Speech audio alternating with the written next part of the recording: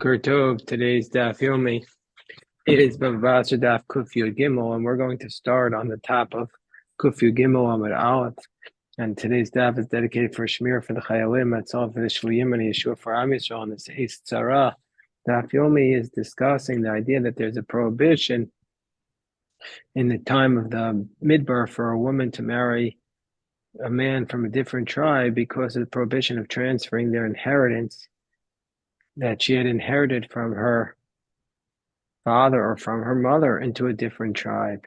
And this prohibition, the Gemara discusses by citing two brises. One brise on yesterday's daf and the brise on today's daf. Is it a prohibition of transferring to the husband, or is it a prohibition of transferring it to the son from the new tribe? Either way, it passes out. Gemara doesn't say why there's an afkamina. Some speculate.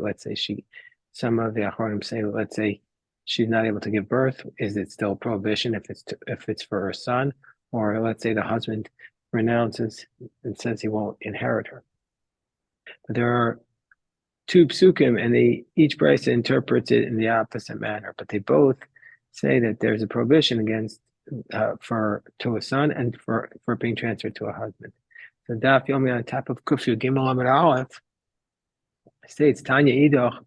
There's another brisa that says V'tisov Nachami Matela Mata Acher, that she's not allowed to marry a man from a different tribe because we don't want it to go from one tribe to another tribe. So the Gemara says, "B'siva sabal kosim medaber." The pasuk is talking about the transference from a woman to her husband, and this proves that a husband can inherit. Ataomer b'siva sabal and all b'siva saben. How do you know it's from a transference of a husband? Maybe it's from the transference to a son. No, there's a different pasuk that says that you can transfer an inheritance from one tribe to another tribe. This is the transference of a son. So that refers to transference to a son. So what do we do with the first pasuk? The first pasuk, which is actually the second pasuk that appears in the Torah, it's in pasuk Tes, in that parak, is referring to transference to a husband.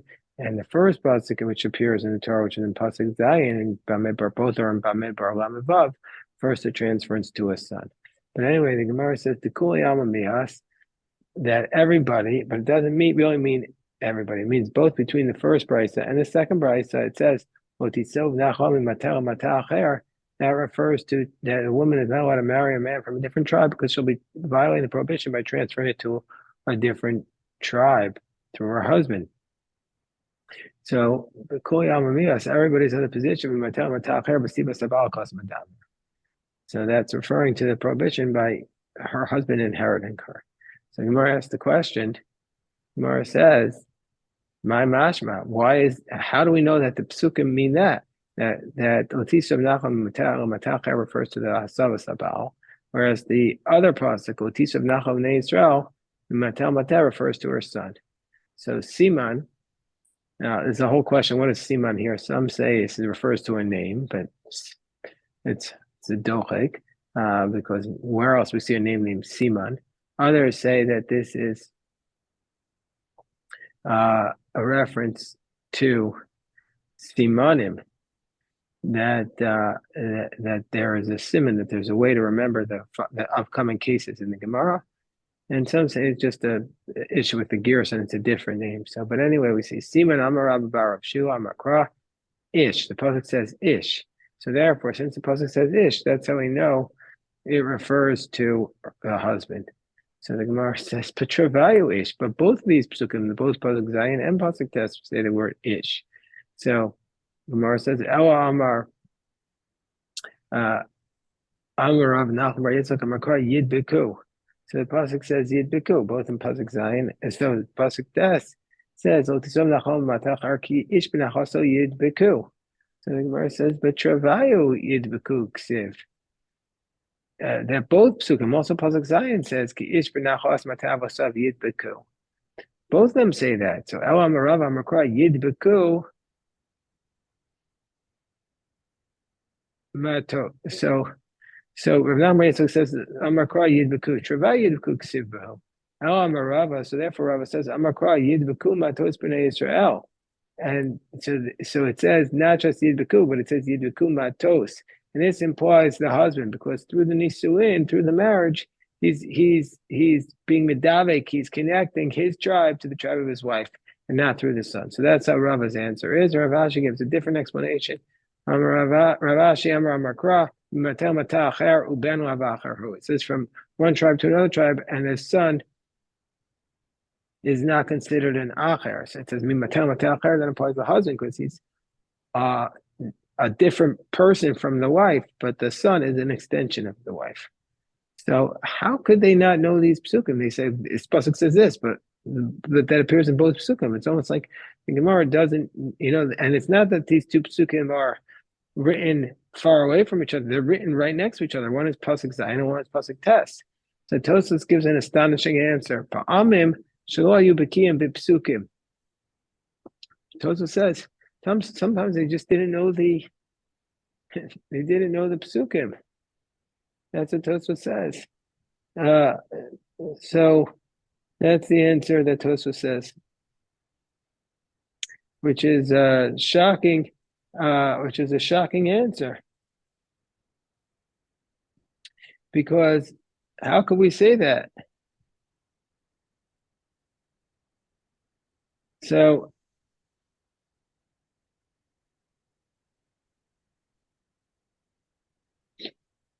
they just didn't know it. So Tosfos gives another example earlier in our daf. It's so short. Why doesn't it say in the first dibros tov? Before you ask me why, ask me tov. Ask me, I don't even know if it does say tov or not.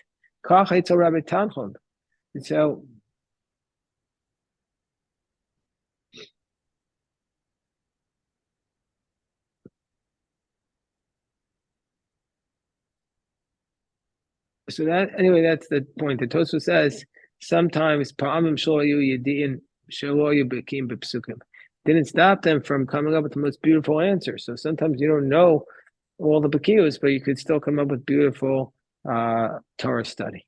So the Gemara says, Amar Rabbi Avo, Amar Rabbi Yochanan. So Rabbi Avo says in the name of Rabbi Yochanan, Amar Rabbi Yanai, Amar Rabbi. So Umatu ba Mishmeit Rabbi Yeshua ben Karcha. So Rabbi cited in the name of Rabbi Yeshua ben Karcha. Rabbi Yeshua ben Karcha, maybe according to the Maram Pesachim, is the son of Rabbi Akiva. Rabbi Akiva was called the bald one. Minayin labal she'eno notol baroi k'b'mochzach. So here we know that the roi is something that's earmarked to be inherited, and the mochzach is something that you already inherited.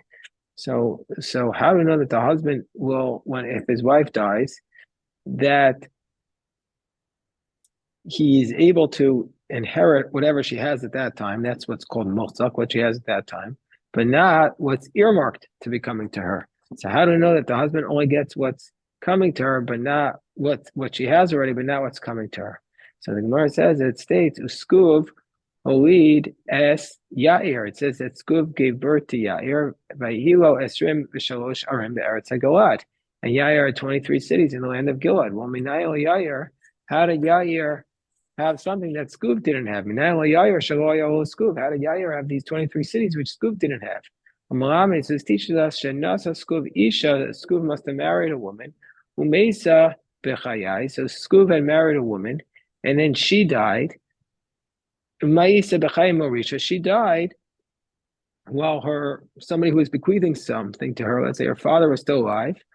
Umeisu Morisha, and then her father, Skuv's wife's father, died. V'yarsha Yair, and since Skuv doesn't get that because it was just earmarked for his wife, it goes straight down to Yair. And so we see from here that the husband doesn't inherit what's earmarked, only what she has. And then there's another pasuk because it says, Omer Elazar ben Arames, Elazar the son of Aaron died, and they buried him in Givat Pinchas Beno. So, how did Pinchas have this property? So, how did Pinchas have this if it was not in the property of How do you have something that Elazar didn't have? Muhammad Shinasa Elazar Isha must be that Elazar married a woman who Mesa, she died. B'chaim Marisha, while the one who was bequeathing stuff to her was still alive. Umesu Marisha, and then the one who was bequeathing to her died. The Yarsha Pinchas, and Pinchas got it, but not his father, because it was just Ra'ila, but not Muchsakla. So the Gemara says, Umay Omer, why do we need both psukim? Why do we need both psukim? Because if you want to say the Nafal Abastei Charamim, that maybe he got it. Excuse me, I skipped one. Maybe it was Yair who married a woman and she died. And that's how Yair got the property. Not that he inherited it from his grandfather, but he married a woman and she died. And he inherited her. And that's how he had property that Pinchas didn't have. Talmud Amar, Elazar ben Aaron Mace, that Elazar, the son of Aaron, died. And maybe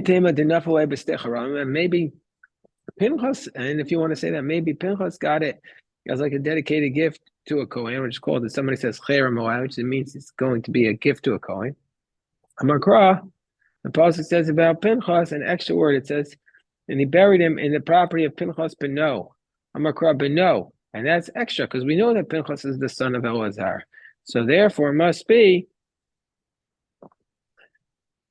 Nacha Ru'uyo V'Yarsha Beno. It was inheritance that was earmarked for him, but his son got it.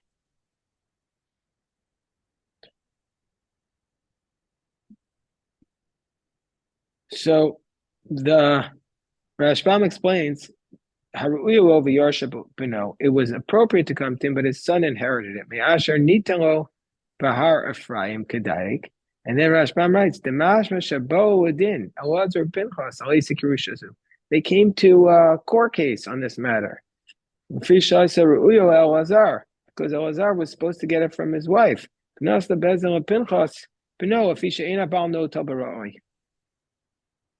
And so, therefore, the court gave it to Pinchas because it doesn't go to Elazar, because it was just Roy. So the Rashbam says we darshan it me'asher nitan lo bahar Ephraim, meaning to say that it was given to him in asher nitan lo bahar Ephraim, that it was given to him by the court in Mount Ephraim. Rabbeinu Hananel learns it out from Beno. Well, we already know he's his son.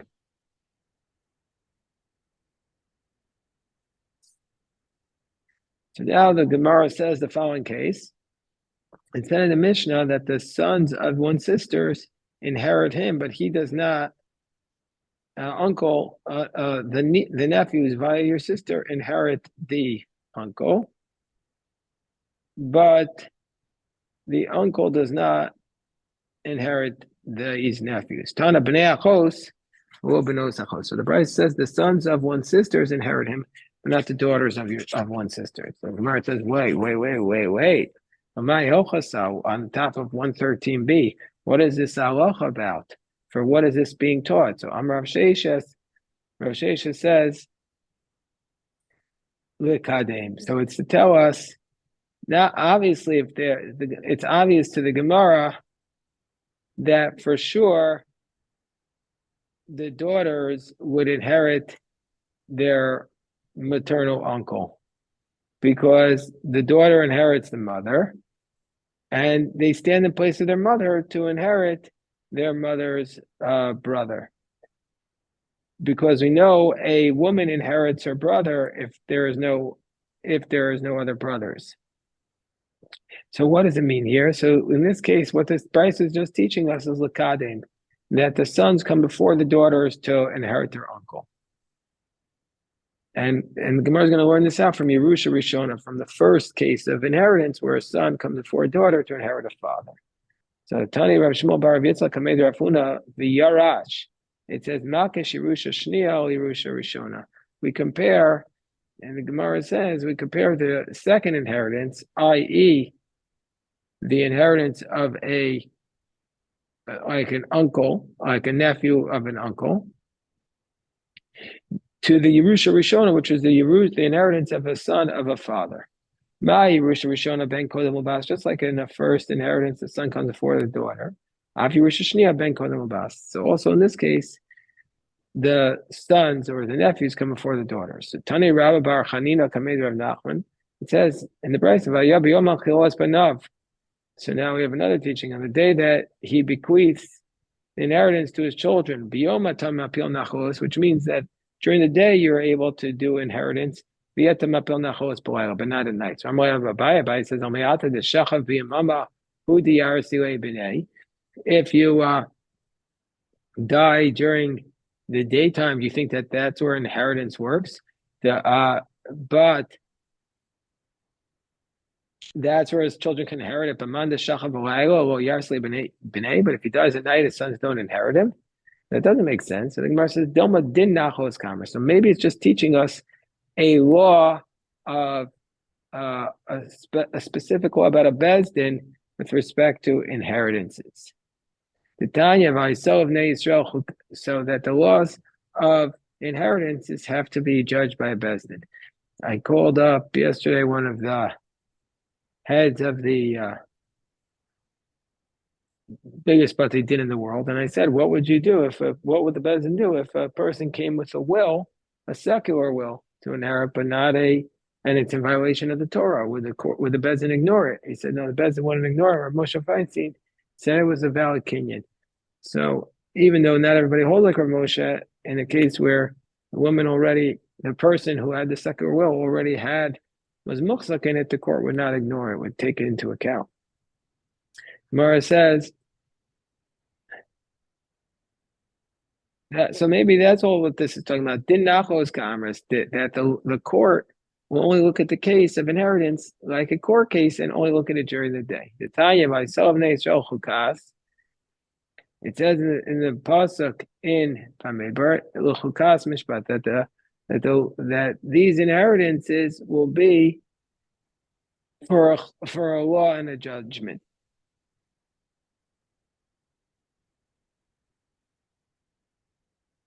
So what does that mean? Ura'a kol parsha kul din. That the whole passage talks about is going to be considered like a case of a bezdin and not like partnerships. Ukid Rav Yehuda, and like we have a statement of Rav Yehuda. Rav Yehuda said this. We already had this earlier. Appears in Sanhedrin. Rav Yehuda says the following: Three people they entered in order to visit the sek. Ratzu, Kosvin, Ratzu, Os, and Dan. And Din. So meaning say a person was there and he started giving his instructions to them. And it has to be that they did a kinyan. And so if they want, they could view themselves as witnesses and write it down and take it to a court. Or they could be the dayanim themselves if they're three. But if they're shnayim, but if there's two, Kosvin, Ve'enos, and Din. If they're two, then they just write it down and they cannot become the judges. Rav Chisda says we only learn this during the day. They come during the day, they could be the dayanim. Then they have that option. But if they come at night, even if they're three people, even if they're three people, then under those circumstances, since it's nighttime, they can write and they can only be witnesses and not the judges. My time, Adim, because once they're witnesses, they can't. Once they're witnesses, they can't be the judges. And a witness cannot be a judge. So that's what Rav Yehuda said. That's exactly what I was. Rav Bar Chanina said to Abai. That's exactly what I meant when I said this brisa.